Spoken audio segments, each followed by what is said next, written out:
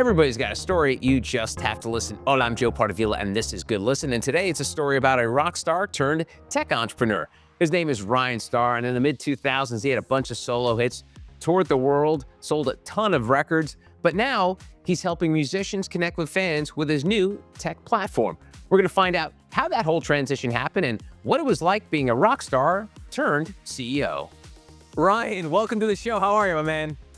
Great. How's it going?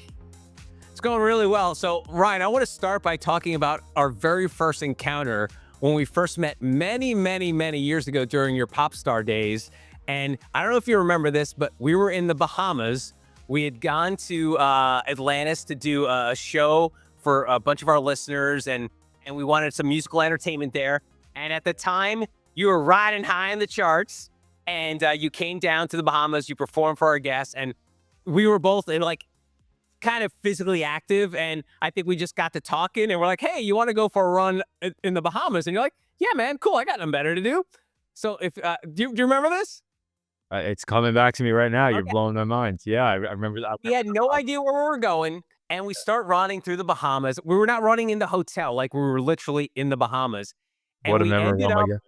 in someone's backyard with Yeah. wild dogs, Yeah. and we had to hop a fence because we were about to be eaten alive by Oh, these wild dogs, because we were just like a couple of white idiots running around the Bahamas, and we ended up in a guy's backyard where there were like attack dogs there. this is a true story. Yes. Oh my God. And I remember thinking, why do I remember if one of us were to have gotten eaten, it would have been you? Why do I remember that? Did I leave you quickly? Like what happened? I feel like you were more in danger than I was for some reason. Yeah, I think you were the first one to realize the danger, and I was just like, "Oh, okay, the dog must be on We chain or were something like on that." rocks Nope. too. It wasn't like we were able to book. We were on these jagged rocks. Yes. So Yes. you couldn't just run to the fence. It was I watched the floor is lava with my kids. That's nothing. That's like playroom. That's nothing. This was don't slip. The dog's coming. Oh yeah. No, Where it was are we? very dangerous, Chain and link fence. We gotta hop that thing, but I gotta get there, dude. Maybe that's why I thought he's in real trouble. Maybe you were a few rocks closer to the water. yeah. No, you identified those deadly dogs faster than I did, but luckily we survived that. Unbelievable memory, and I remember I remember being quite, loopy too because I was on tour with Train, and we were in Vancouver the night Oh before. right, you flew in like in the middle of the night. Yes. Vancouver, not to Seattle, to the Bahamas, you know what I mean? And, I did an overnight, and then to get on the morning show and play the thing or whatever we did, and then did the entertainment, ran with you, and then flew back to Vancouver where I picked up the tour again, and we went to the next city. Oh my God. When I do remember this story because the touring life and people saying, "Oh, the glamour and all the things you ever heard." I often think of that stretch. There was that was a part of a very busy week. You mentioned the song was doing well too. Um, at the time, it was probably my song "Breathe" because it was Oh, the we, early days yes. of Leaving You.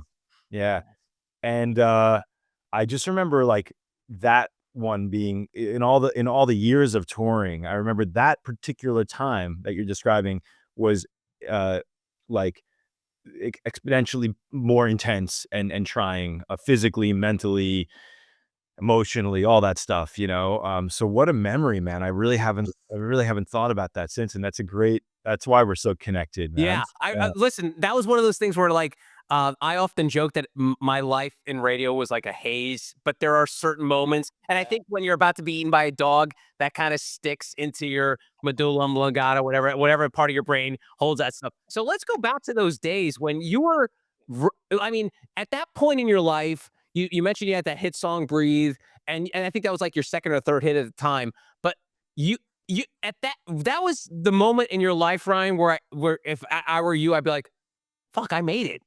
I'm a star. Like, I'm traveling with these huge acts. I'm going all over the world playing." What was it like outside of, the hecticness of the travel? And back then, you didn't really have I mean, I know you had MySpace, but, you didn't have, social media where you could interact with fans, so the only way you could was by touring. Were when that was happening in your life and you'd sort of like built up a catalog of songs, you had a fan base, was that the moment you're like, "Shit, this is what I've been working for my entire life?" For sure, I think there's like an element of doing what I set out to do, and I was very aware it was another level closer to the dream.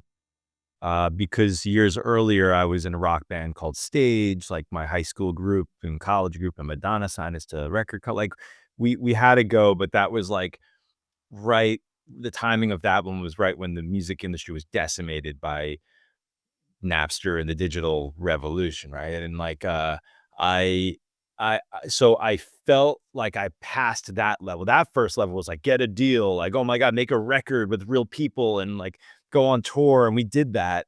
But something felt like it fell out, and it didn't go all the way. It was like, yeah. Around the time you're mentioning, it definitely did feel like a step up to, "Oh, this was what I was after." Like, it was more. It wasn't just getting the deal or being or making something more professional, but now there is all these things around it, the fans, the life, um, but I think along the way, and um, probably like a lot of people out there, there's like never this it feels like I'm always still working towards some sort of dream, um, that I don't know if you ever go like, "This is it," and, maybe these days, I try to do that more. I don't know, like you said, just take a moment.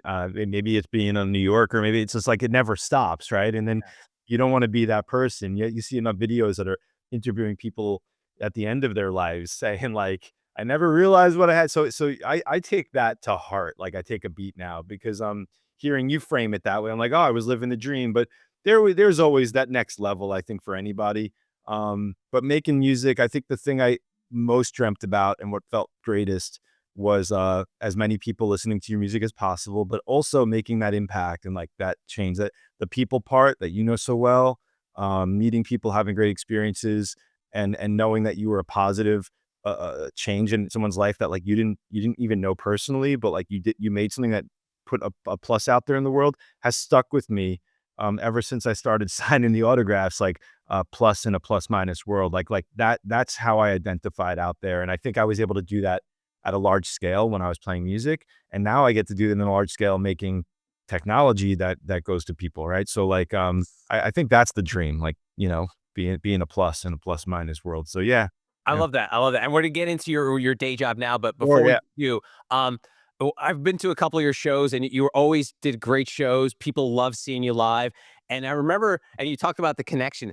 There were multiple times when I was around you that people would come up to you who loved your music that would have, like, your lyrics, like, tattooed on their body or, like, the symbols that you were known for at the time.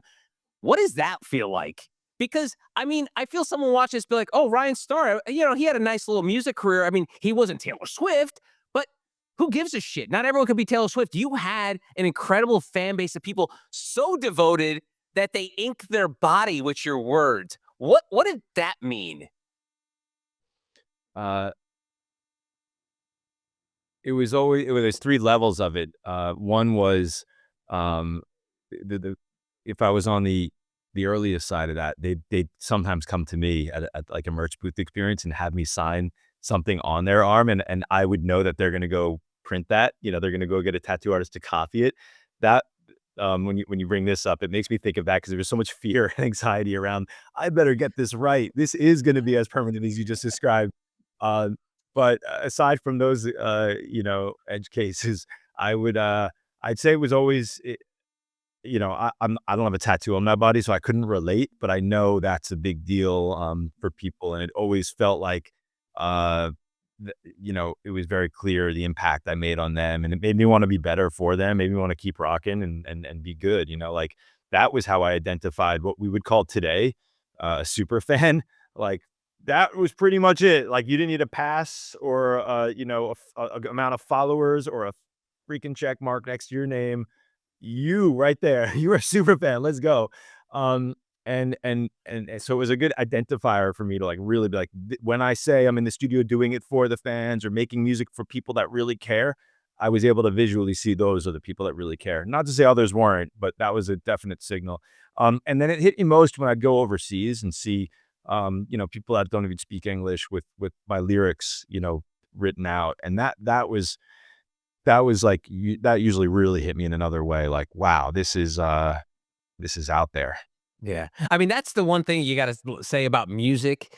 It's like just the way you can connect with people. And you mentioned the fact that they don't even know a lick of English, and yet somehow your lyrics. Have you ever thought about like the chemistry that makes that happen? Like, what is the what is the alchemy that's happening here? That music, like I always love when I speak to like musicians. I remember I had like one of the guys from Leonard Skinner on a couple years ago, and he talked about how I think he was playing in like Sweden, and everyone knew Sweet Home Alabama, which to us is it's the Americana personified in the song, and that you see Swedish people singing it. So, have you ever thought about like how music connects to people and how crazy it is that it has this pull and this magic? Uh, no, I know what it does for me, for the artists I like, and I guess it's, I mean, I I I know it, like, changes your chemistry, like, and now we're, like, getting real smart, like, this human race of ours is, like, really getting data driven, right? And, like, I knew you were, like, we're proving a lot of things that we all felt for a long time, and it's kind of reassuring. It's like, yes, this, sad song will make you feel something and make you feel happier sometimes. Like um, this song will pump me up and make me want to fly and kick it. Like I drive my kid to Little League now. We put this Jimmy Eat World song on, and off Bleed American, and it's like a pump up song for both of us. And so the music has a way, as so many new things come out and evolve, and we get so hyper in technology, it's like unbelievable that this thing is still such a part of the Earth's DNA and like our spiritual DNA. This thing called music, and you learn obviously that it's like it truly is, as cliche as it sounds, this ultimate connector, right? It can create peace. It can create it can create a lot of things, and it can bond people, beyond language, and it's quite beautiful. So I only know what everybody else knows. I don't have any other insight from being an artist that someone who's moved by music today right now would have. That's awesome. No, it's cool. It's funny because I've been on this. Obviously, I make a living podcasting and producing podcasts, consulting people, and there's this narrative that there's too many podcasts, and I always push back with like, are there too many songs? Are there too many movies? Are there too many TV shows? Why Yes. would you want to stop someone from creating something? Like, yes, not every podcast is going to be Joe Rogan or Call Me Daddy. It's going to be something someone like everyone has a voice. And if some people want their voice to be heard, whether it's through music, whether it's through film, or whether it's through a podcast. So that's why I always push back on that. And maybe I'm extra sensitive to it because I do it, but also like I don't want to have someone out there be like, oh yeah, maybe there is too many podcasts. Because the same thing could be said about anything that we make, right? Yeah, no, that's what a beautiful comparison. I actually haven't thought of it like that. I think you're spot on. I'm pretty, pretty blown away by that simple idea, and I think you're right. I think there's another level of like, the other side of making something though, because you say you want your verse to be heard, so it could like people can identify, they could place that in a place that sounds, oh, I want to be famous or I want people to like me, and there is something else though, right? So like making music, there is a feeling like nothing better. I moved to I moved to the suburbs in pandemic, so I'm not in a little tiny studio in New York City now, and I have a bigger room to have my studio, and I'm staring at something my parents dropped off. Like, oh, you have a bigger house now. Like, here's all your stuff from we've been holding for 20 years, and I'm staring at my 4-track recorder I started playing on when I was a teenager. This is a set recorder right up there, and it's like an artifact to me, but it really does remind me of, like, the pure, simple joy and what it felt like when nobody was listening. I was just making it. Um, of course, there were these dreams, and I was getting better at a craft, but I loved and I kinda miss that feeling of making something and hearing it back, and, that feeling of, I don't know, self accomplishment, you're hearing it back. It's like, and it's funny because you don't listen to it every day after that. It's that first experience when you're done and you do it and you hear it back. There's nothing like that feeling. I haven't actually really been able to find that anywhere else in life, and I've dabbled in other things, and, you talk about all these dopamine hits now. It's always top of conversation as people are, have like this epidemic of attention and scrolling, and I've probably been rewired a bit too, and as I look at that, I just remember that's that hit, that's that feeling of working so hard at something and then hearing it back. So when you say, everyone has a voice, do you think that they have a voice because, like, they wanna make something, or because they wanna get famous, or, like, what's that feeling when you're doing this Yeah. right now? Because I this think is there's your art. all different levels of that, Ryan, you're right. I think there's some people who just wanna like, it's almost like when you ask a kid, "What do you wanna be when you grow up?" I wanna be famous." Mm, And for me, Ryan, I grew up as, like I was always, like, the class clown. I was always the one who put on shows for my family. I would do magic tricks that were terrible because I didn't have the initiative or the wherewithal to, like, practice all that. But there was something about the feeling of me doing something and the reaction. Like, that was my that was my drug, like, doing something that would elicit a reaction. So for me, as you know, with podcasting and radio, it's very personal, like, it's very a one-on-one thing. So the way I always look at it from what I do today and what I used to do in my old radio days was, like, how can I connect to another person? Whether it's, like, a co-host, somebody in the room, or when I'm doing these conversations for YouTube and podcasts, like maybe a couple of people listen to it and maybe they'll get something out of it. But also, I feel like what I'm doing makes the other person I'm speaking to feel better. Like my takeaway when I'm doing these kind of things, Ryan, and I know I've known you for a long time. At the What I want, like, and I know this is kind of selfish. What I want at the end of this is like you to feel at the end of this, be like, hey, that was fun. Like, just like I'm a very simple person, Ryan. So, like, if I could, what this us communicating back and forth by the end of it, you're like, yeah, it was fun chat, and then then I'm hoping there's like that sort of butterfly ripple effect that someone who watches or listens be like, hey, that was fun. It seemed like those two people were good because to me, my superpower has always been like enthusiasm for just having enthusiasm for making stuff. So yeah, whether it was doing radio, doing podcasts, I made a short film, I wrote a book. Like my enthusiasm for doing it is what gets me off. Like that's my thing. Like and I never realized that till later in life because I'll have meetings with people and they'll be like, "Hey, you're very enthusiastic," and I never realized that. It was just it was in my DNA. They were like, "Oh, I like." And my favorite thing is like now in my day job, I work with a lot of like entrepreneurs and business people, and at the end of a meeting, they'll be like, "Hey, I like your energy," and I never know. I never Ryan.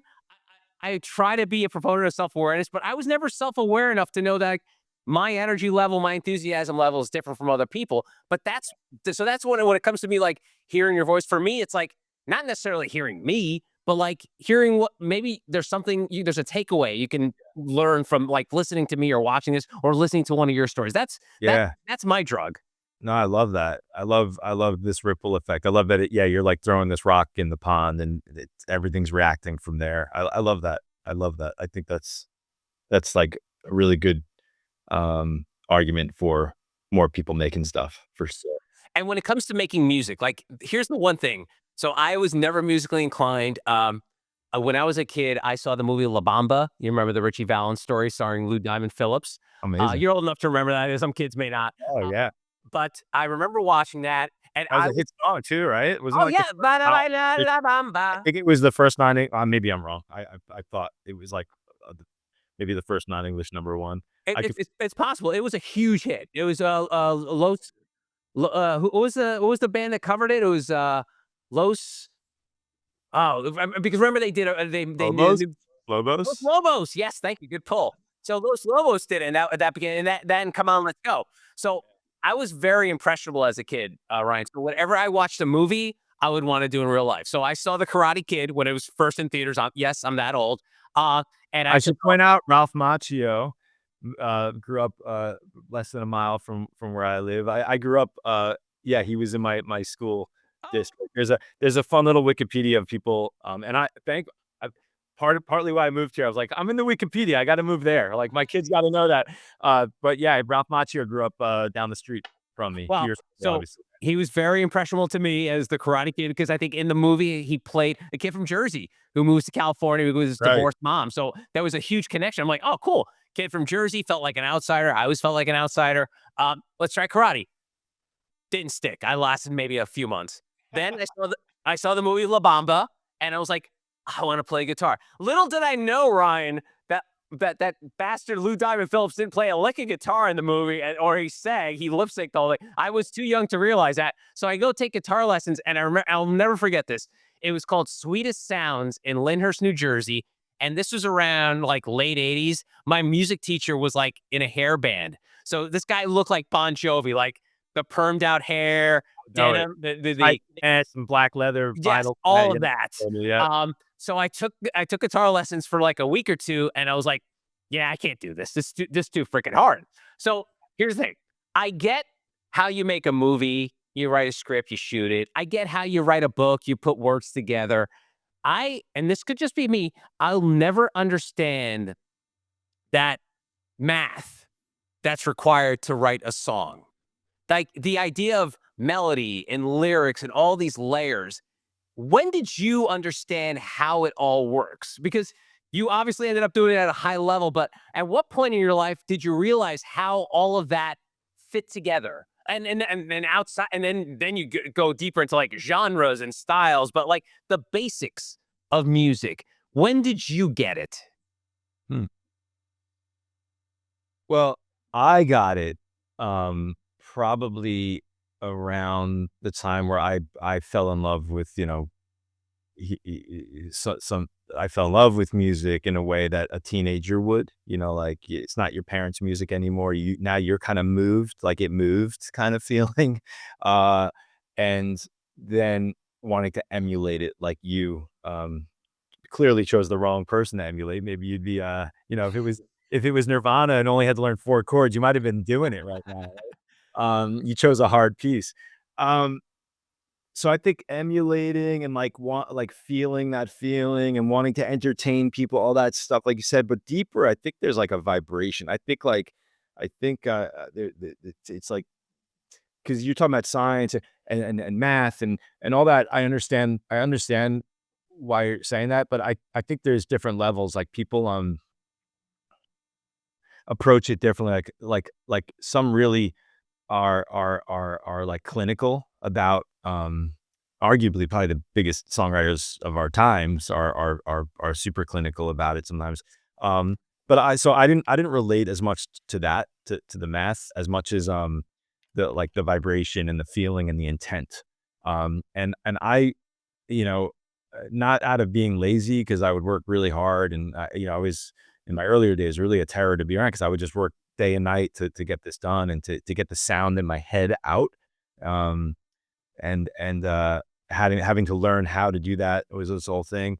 But like there's and I'm sure it's gonna probably be talked about with this new movie, the Bob Dylan movie coming out soon, and, like, there's, like, probably a different few artists, and I was definitely, lucky enough where for me, it always felt like it was channeling, like, my best stuff was just was, channeling. I'd get in that right space, and I would do it, and it would be easy and beautiful, and it felt really good, and it all came out the right way, you know? Um Whenever I would get clever or clinical or math and all the things I do know and all the things that felt like the right thing or to do it the right way. Um, and I put a lot of things out like that. It never resonated with me and it never went as big. Um, Meaning it didn't resonate with others, even though on paper it sounded like it would have. It never resonated with others either, the same way the things that just came out easy and quick did. And so I attribute that more to like just a vibe, you know, and riding that wave. Uh, and I think that might have started, yeah, early, just like, teenage years, 13, 13, 14, just like, doing it then. Yeah.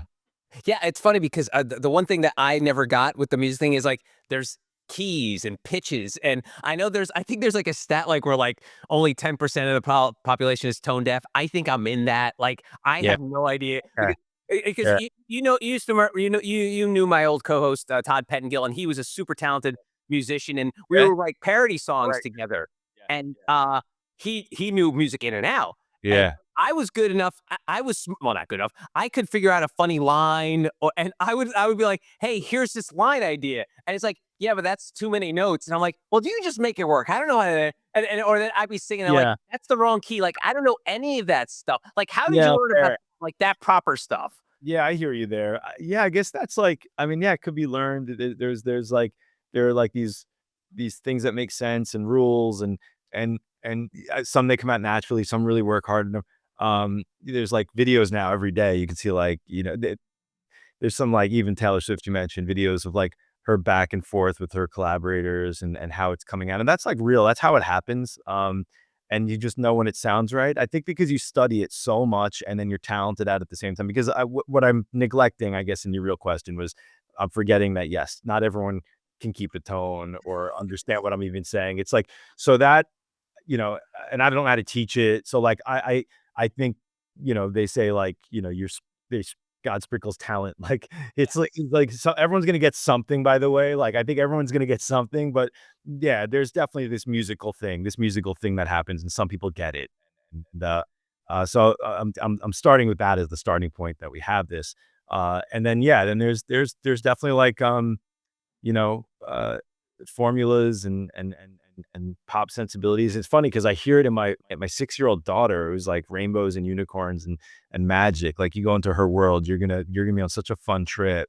And I hear her starting to sing now, and I hear her sensibility. I hear she's doing the right things, and she's feeling it, and she doesn't know anything more. She doesn't know like I'm gonna make it, or I want this, or I want these followers. Like she doesn't know any. She's just vibing. Like she's just catching it, and it's coming out, and her brain is probably making those connections right now. That one day in a writing session, she'll know the answer, right? Because her brain is mixing the yellow and the blue and learning what color that makes. What color does that make, Joe? Green. Yeah, there you go. So, so she's, Please that's ask happening. questions on this. This is So she's making, I think, and that's what we're talking about, right? Like all the patterns, all the experience of like just being able to. I don't know, and now I understand your question, right? Because I have zero idea how someone can look at something and or think of something and make a beautiful picture. Like I don't have that. I could do stick figures. I invented this thing in the shower. Now I do this thing where if you put like your butt cheeks on the humid, the steamed up sauce, they look like these big eyes, and then you make like an eyebrow and a mouth, and I call them buddies. Um, and and you're still married. it's really cool. Yeah, it's really cool. So like that's my extent of artwork. I make these buddies, and I take a picture of each one. They're all unique characters, right? Oh, And gee. but that's it. Like so, when I see someone making art, like my sister, who's is a beautiful goldsmith and fine artist, man, I'm like, how do they what? Like, how what? Right? So I understand that, and music's probably one of those things for sure, yeah. And you have to too, right? Your ability to bring joy and be, I'm sure some people are like, "How are you happy all the time?" Like, how do you do that?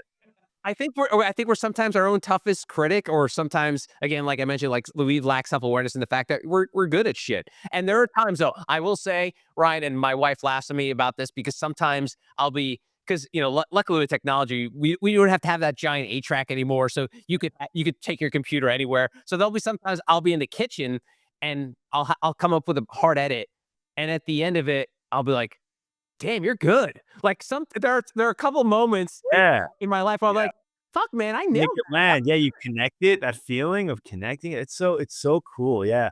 I love that, and I love that you could be a fan of your own stuff like that. That you have to be. Like, if yeah, you have to be, at least in that one moment, and then you move to the next one. That's the feeling, that's the Yeah, you dope. can't live in that. You can't li you ca but enjoy it. Like, I'm always a big fan of celebrating the small wins. I think we're all too obsessed with, you gotta be a billionaire, you gotta have X number of followers. Like, celebrate those small wins, because Yeah. what happens is once you get to that big point, you'll be like, "Oh, alright." That's cool. That was excellent.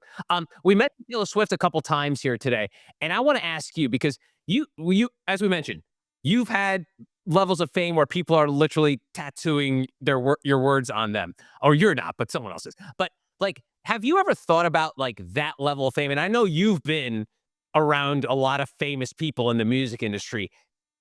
Can you, as someone who had a pretty good run at it, like try to understand that level of just the fact that everyone on the planet knows who this person is whenever she walks into a room or something? Yeah. Like, Yeah. how have you ever thought about that connection with people? Yeah, I've thought about it. I've touched it in some examples. Uh, and yeah, I've met people, literally, Taylor Swift sang my own song to me, a fan of a song you guys played called Stay a While. And I remember her coming up to me at a party and like telling me like she loved this part of a song. She sang it in front of everybody. I was like, oh, nice. She likes my tune. It's like a memory I get to like tell people now. It's pretty cool. Um,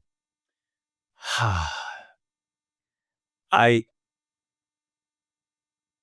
I was on, like, a TV show back when, like, those, voice kinda talent shows started coming out. It was, like, a time when radio wasn't breaking new music, music business was in a free fall, growing the old school way wasn't really connecting, as much, so, like, going on a TV thing to get in front of as many people as you can seemed like a viable option, which seems so normalized now to be, like, on a show or something, but it was like a big jump to be like, okay, indie New York guy going to be on a, you know, a talent reality type show. It was very hard to swallow for me personally, but the end result was going to be getting my music in front of millions of people. So I did it. Um, and it was a successful show called Rockstar Supernova. It was like a kind of a hit show. And I remember personally experiencing things that didn't feel so real, right? I'd be walking down the street, like on Sunset, and like cars would stop, like traffic would stop, and people would run out and like want to, pictures or something. Um, and so I had this like fantasy camp, version of what some of these people live with all the time. I remember landing in, um, Singapore and Malaysia and like turning on the radio to only hear like they're Ryan Starr's landed here in Malaysia. He is on the way to the hotel and like paparazzi chasing my car. Like I'm like, this is what is it? Right? This is crazy. My point to all that is, and there's people that I've heard speak like more eloquently about this.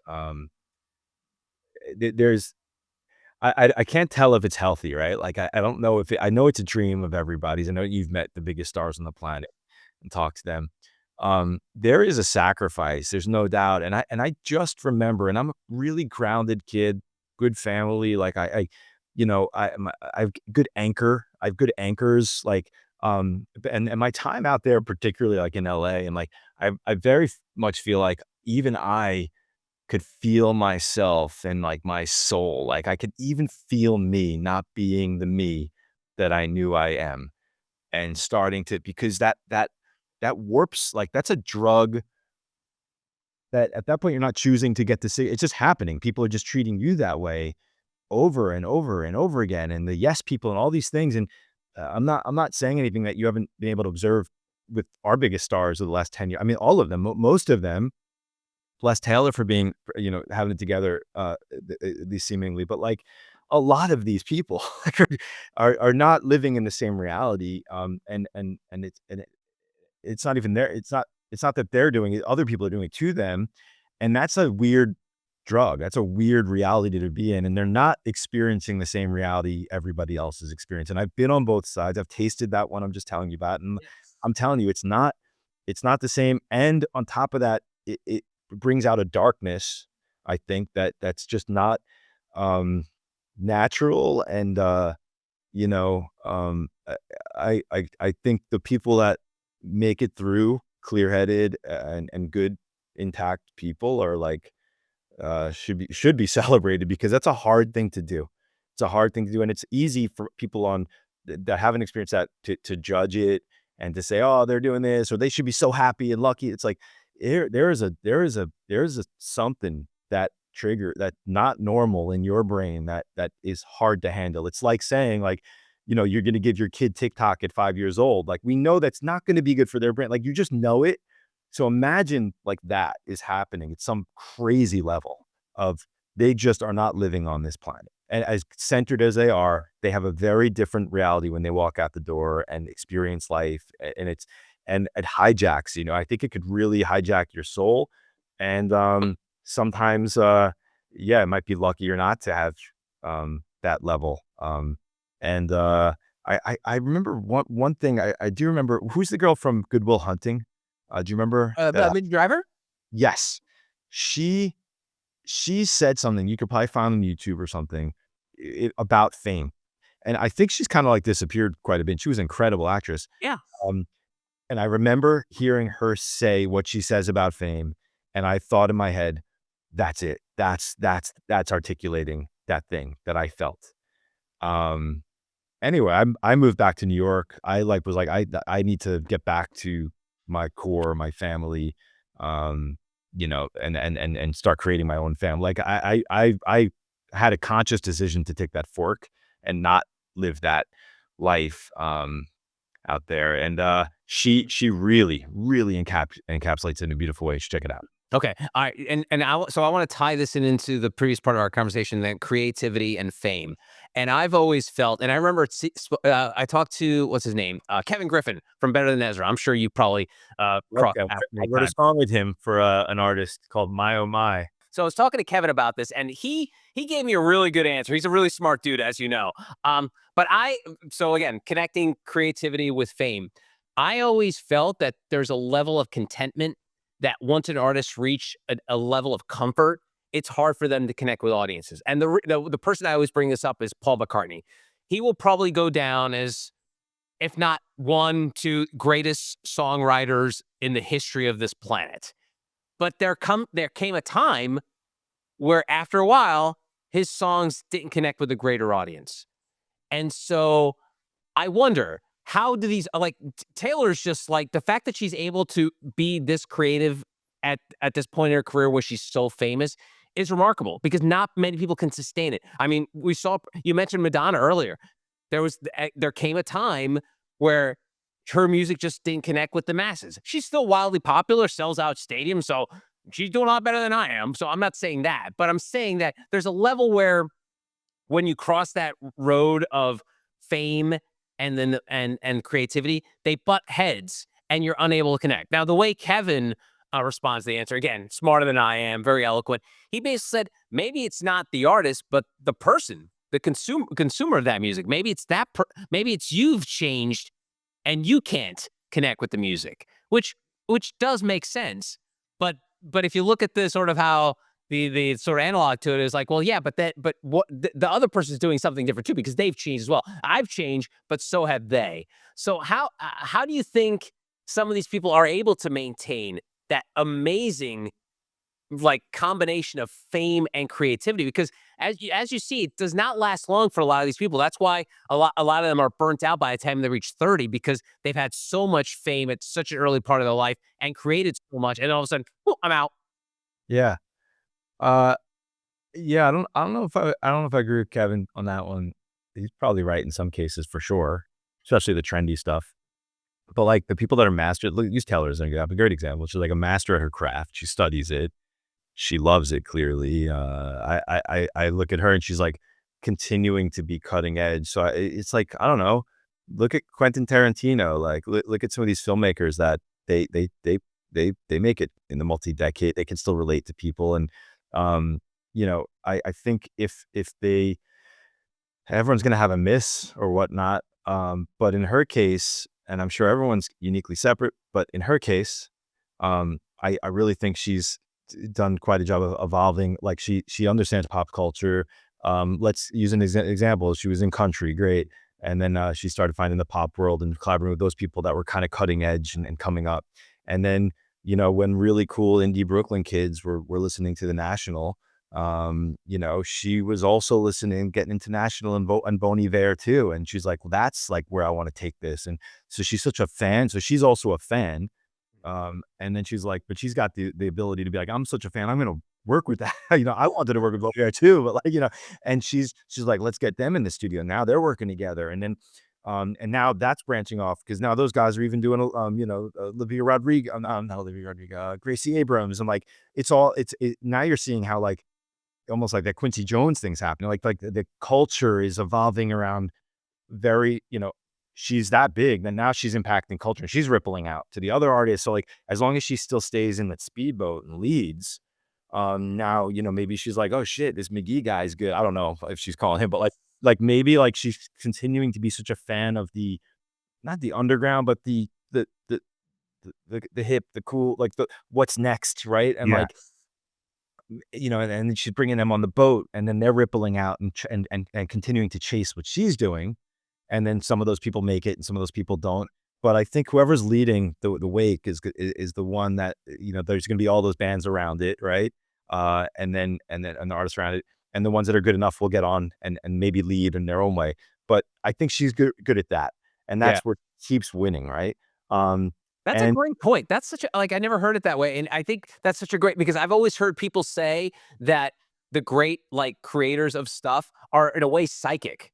Like, because if you think about it, like, when a movie is actually out in theaters, it's been worked on for probably 3 to 5 years, if not longer. So whoever's making that thing has to know, "Oh, shit, that thing I'm making now, no one's gonna see it in 5 years. Is it going to be relevant?" So and what you're saying is such a great way of encapsulating that, of like, Taylor knows that, like, "Sure, my shit is really good right now, but I gotta look forward to what's gonna be hot next." And I think that's such a brilliant way and I think that's something that to take away anyone who makes something can be inspired by, like, don't look back. Don't look at the present, but look, see what could resonate down the line, and that's how you can have a long lasting career. That's brilliant. And she's such a fan. I mean, that's the thing too. So she is the cons right? So she's a fan changing and learning. And look, that's why she came up to me and knew the lyrics and the melody to my song and picked it out. Like she's studying, like she knows what's going on out there. So that's that. And then, but then a Bob Dylan is like, I don't know what happened. I channeled that and it came out and I can't write that way anymore. That's what he says, right? So that's what I was getting at before. And so everyone's different and, like, but yeah, I think there's definitely something to that. But I think being a fan and actually an artist in the end, I think there's always this idea that, oh, they're like a pop thing or they're a sellout or and you think about these people like I'm a real artist, and then when you meet them, you're like, oh no, they're these people are real. They are the artists. Like you'll meet the ones that are posing and trying to get in, and it doesn't feel the same as the real ones. And not to say they're all going to make it, but in the end, you gotta be real, and you gotta love it and mean it, and kind of like do it even if no one was paying attention. And that's the difference between some of these come and goes versus like I'm just going to do it. And a lot of respect to that because it ain't as pretty as it seems. You got to really commit to it and live that life. That's sweet. Let's try to like tie in things to how your career has progressed to now. But the one thing I want to say is that we've had an opportunity to hang out a few times. I never saw you happier than when you're performing on stage. Like I feel, and again, I'm psychoanalyzing here for free. Yeah, you don't have to. Sorry. But there was something about you being on stage, playing the music that we've talked about, that you've put your blood, sweat, and tears in, perfecting, making it into your own, and then playing it live in front of people where you could actually like feel their breath and you can like you touch their sweat. Um, what does it mean when you're not doing it? After those years of like grinding on the road and then one day you're not playing in front of a few thousand people, you don't have that like that visceral reaction, that stuff we were talking about, that alchemy that you get with music. What is it like when it's not in your life? And I bring this up because I remember years ago I saw Billy Joel do an interview on 60 Minutes where he talked about how he would be playing to 20,000 people 1 minute and 5 minutes later be alone in his hotel. And like how what a brain fuck that is. Like 1 second you're being just loved on by many, many people. And then all of a sudden you're like, oh, it's gone. I'm not doing that anymore. I'm by myself. How do you handle that psychologically? I create like I make I like you said before you make stuff, and I think make things. So like I'm not the way I evolved from, I didn't wake up one day and say, "I'm not gonna go play in front of thousands of people," yeah, and for what it's worth, I would always love taking it back to, like, Rockwood and playing in front of 20. Like, I'll always, no matter what, I'd be at one of your shows. I remember Stevie Van Zandt hops on with me at the PLJ show and brought him out, we're rocking, I mean, it was big stuff, and I remember Billy Joel coming to see me play actually, and coming to my show and meeting me backstage, and that as a Long Island kid, this was like, "That's it, did it," you know? Um, and that feeling every night, nothing's better, and this is the thing they talk about with artists where, like, they don't really, people don't realize you don't, like, get addicted to drugs and substances on the road, is, you know, you're taking care of yourself, you're, I mean, I'm generalizing, of course, but, you know, if you're a singer and you gotta keep in shape like an athlete, you gotta take it serious, a lot of people are relying on you, it's a business out there, and you're working every night, um, but that feeling, that dopamine, that incredible rush of all the people. I mean, can you imagine what it feels like being on the center of a stage? Think about those Taylor Swift shows, like, where literally physically the earth is shaking, right? And the economy shake, like, and then it's her, right? And, like, imagine what, you know, acupuncture, acupressure, Reiki, whatever. I'm not even like that guy, but I'm saying there's stuff happening. There is stuff happening. We know it, you know, and we just don't know what that is yet. But, like, it's happening. And can you imagine? Yeah, now she's in the hotel room alone. Like, and it's cool because the next day it'll happen again. Point is, a lot of those people, like, they get hooked. They get hooked when they get home, 'cause life is, like, really boring, compared to that rush happening. It's like getting off of alcohol or something, like, you're gonna have that real decline the next few weeks, and so there is this difference, and I remember having to, like, meet my wife, um, on the road, like, we would meet up. I wouldn't go home, um, after a tour, I'd meet her somewhere different, or she'd come to the last show and we'd hang out, like, together, because if I came home, like, cold turkey like that, I would misunderstand that life's kinda boring and, like, I'm not getting that feeling anymore, and I would associate, "Wait, am I bored here with her?" Like, so I was like, I had to kind of wean off the tour. So it's a really good question, and a funny thing happened when I stopped touring. It was really, like, pandemic happened, so it was kind of a weird kind of rip the Band-Aid off experience, and then I was building this company, so, like, by the time everything opened up again, I didn't really hop back on the road, and I also was starting to build a family and make a family, so, like, in my head, the boxes of making stuff and trying to change the world were being changed. Like, I was making this record called Having Kids. That's holy shit, that's crazy, and that's a project, right? And so I'm making that thing, and then this other thing called Stationhead that I'm building, and now I don't have a band of 4 people, or, you know, touring with 8 people on the road, and now I have, you know, 16 people on Stationhead building this team and building this thing, and what are we doing? We're building tech around music and trying to, you know, make, you know, affect people and change people's lives for the better, just like I was playing acoustic guitar in my bed dreaming of doing, like, it's just at a different scale and a different medium.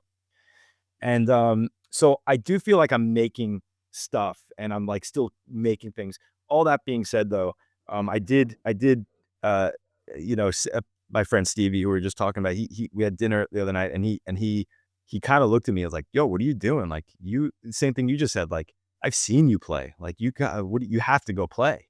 I don't know whatever narrative you're saying, like why you're not, and the bullshit I just gave you, but he's like, "You have to go play," and you're hitting me at a time where I don't, I have to start playing too. Like, yeah, there's no excuses there. So I don't really have an answer to your question except, maybe I have to start playing. I don't answer. I think maybe that is my happiness and I gotta get out there again. Yeah. All right. So you mentioned Stationhead. So let's wrap things up, plugging it. And so I want to bust your balls first because now all of a sudden, dude, you're a suit. You're a CEO. Hey, Tom. You're the man now. So you were always rebelling against the man, and now you're the man. So what's it like being a CEO of a company? Like you said, a couple dozen employees. You're trying, like you said, you're trying to impact the music industry. So let's start with, what is Stationhead? Uh, Stationhead is like, it's a the digital venue. It's like where all the kids come and listen together on release week.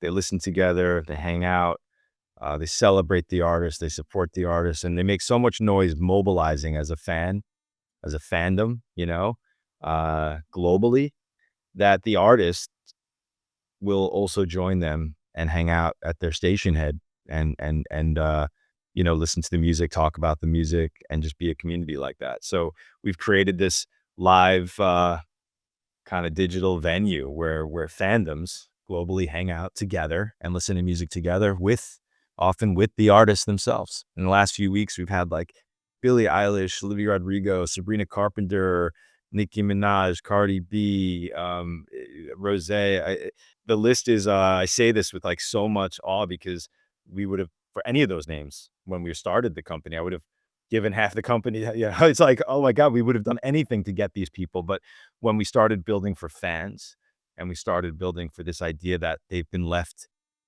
in the cold, like a fan today, digitally, it's a lonely experience, right? You still go to the concerts. We all seen Swifties on TV, but we also saw Swifties crying in front of their computer screen when the loading thing was broken on Ticketmaster. Like we saw this, like that's what it is. Like that's how you built for fans.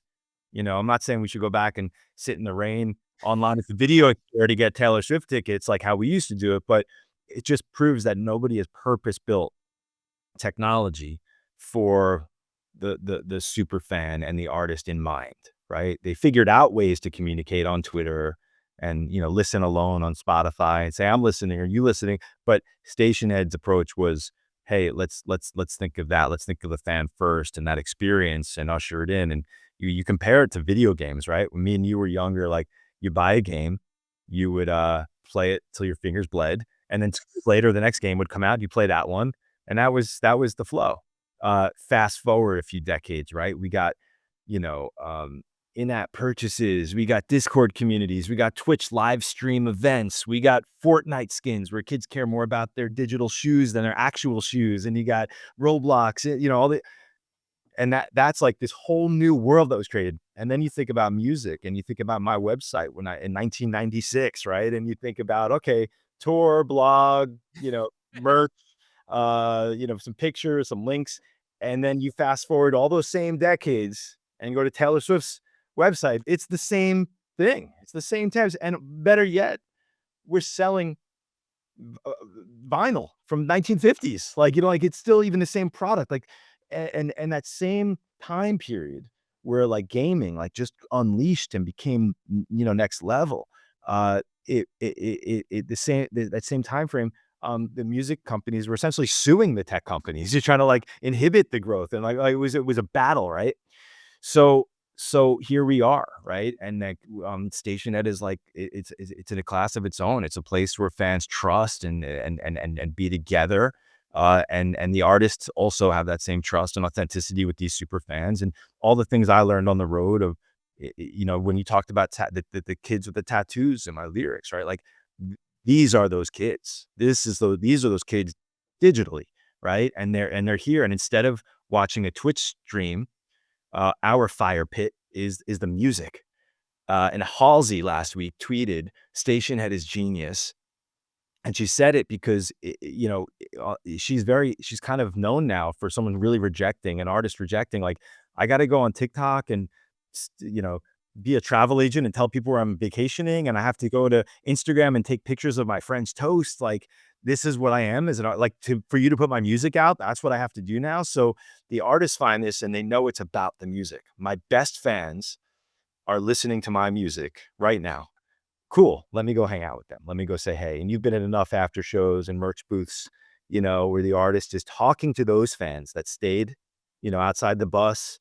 Those fans with the tattoos, they're talking to them differently. They're talking to them. They're still the rock star, but they're not on stage at the Garden now. Now they're talking to their best fans that they know no matter what are going to be there with them and for them through all the ups and downs, wherever they end up. Those are their fans, and they talk to them differently.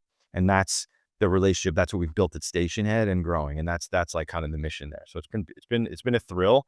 And we're a band in the van, drive through the night still, man. You call me a suit, F you, but at the same time, it's just not true, right? We're the rebels coming in to do shit that no one's done before, in rebellion to the suit you talk about, because someone's got to build it for this generation to like make music, like, bring them all together, bring the fans together. And it's more than just numbers. It's like, it's a community. it's music. It's cool. So anyway, yeah, we're building it. We're like I said, driving through the night, the ups and downs. If you've ever seen any of those startup movies, like that's it. Silicon Valley, HBO show, like that's where we're living. It's quite incredible and thrilling, and I feel really grateful that I have been able to live this experience because the other route was I just knew music and I just knew Raking Records, and we've talked about that life too. And I really feel kind of grateful. This all stemmed from like a time when you know, lost my 4th major record deal. It, like, ended again the same way, a regime change, and, like, I wasn't Taylor Swift, right? But I was making a living, making music, and I had hits, and it was just, like, again, and I just needed a break, and I owned my master's for the first time in my life since I was a kid, and I was like, where is this all headed? Like, where's the relation? Where are my fans? Like, who are they? Where are they? And that's really how this evolved, started to build. And I got really passionate about building this. And that's what's cooking at Stationhead. So yeah. That's so cool. What a great idea. I didn't realize you were that smart, Ryan. So God bless you. Dude, nice job with that. It's more lucky and being aware. It's like a sculpture, like making something, and then you're all of a sudden it starts revealing itself to you what it really is, right? Like it's coming. You start looking at it because you're on the front line and you have a lot of experiences. So if you're acute, if you're like awake to the things happening, you get lucky. Yeah. And and let's wrap this up and talk about the economy of music. You kind of mentioned there that, being dropped by record labels and, um, the music industry has changed. And for people who are not aware of this, I think a lot of people are. Most artists do not make money with music anymore. It's now touring, merch, all the other stuff that used to be like the add-ons to artists. Now because these deals, a lot of us consume our music by Spotify. And I remember there was this great interview where Snoop Dogg was talking about like royalties on music. And I think he was talking like about Drop It Like It's Hot, one of his huge songs. He goes, I called up my accountant one day and I said, hey, how much money did we make from Drop It Like It's Hot last year? And the accountant looks up and he goes, it's like $8,000. And he's like, what?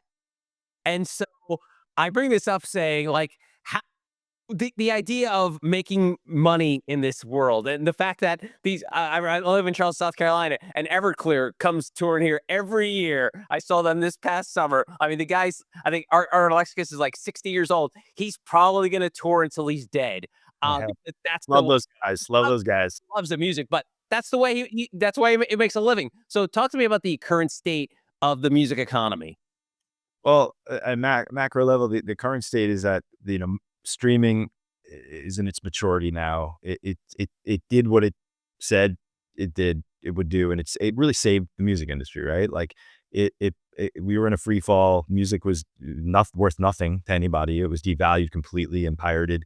And then streaming came along, and I know it's a little demonized now because you have a generation that's coming up not realizing, yeah, they're saying this is bad economics, but they're also not realizing where it came from, which was it was free. No one valued it, right? Um, so is brilliant, Spotify and Daniel and his brilliance and also his tenacity to like build this for an industry that was trying to take him down essentially in the beginning. I mean, it's like crazy, and so he did great, and they so now years later, it's making money, like it's doing it. Everyone's paying for music, for the most part, right? It's beautiful, and now you look and you say, well, okay, cool. That's not in a free fall. That's at a stable place. We could get better deals. We could get more favorable to artists. There's ideas around artist centric things. Like I listen to only Justin Bieber. Why is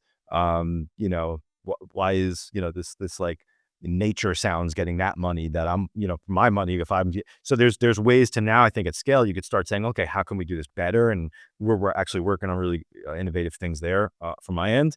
But uh, when you look past streaming, you look at commerce, and like the idea that's always been the thing, right? I appreciate that Snoop thing, but he's like half missing it because like I'm sure the label's making that money, like he might have his deal, so that deal worked out that way. But traditionally, right, when you got that big marketing push and that big machine behind you, you kind of handed over your recordings to them. And on the other side, you're going to be famous and you're going to be able to go make money on the road and being famous and make movies and sell merchandise and stuff like that. So all of that's like kind of alive and well and getting really exciting because there's ways now to you're hitting on exactly where I'm thinking and where I'm headed with Stationhead because you have this really healthy touring thing, and those guys have to be on the road because that's where it is. Again, no one built that world online. You might think they did. Well, we have Amazon, and I could buy a T-shirt anywhere. Yeah, how often are you buying band shirts on Amazon? But when you go to that concert, you definitely buying that shirt. You're waiting on a line of something you could have got somewhere. So again, proof no one built it with that experience in mind, that excitement, right?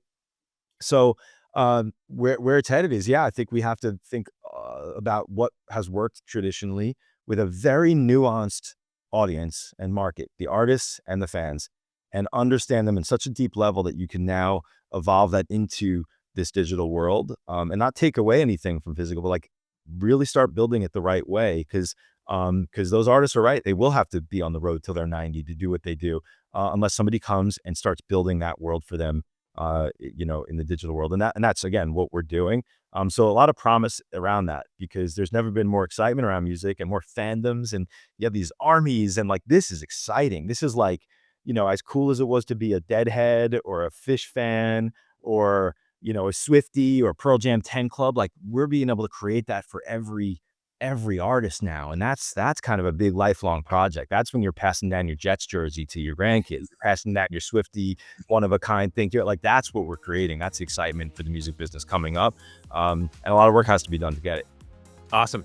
His name is Ryan Starr. He is a rock star / CEO. Ryan, thanks so much for the time. I really appreciate it. I appreciate it. I'm late to a Zoom. I got to go.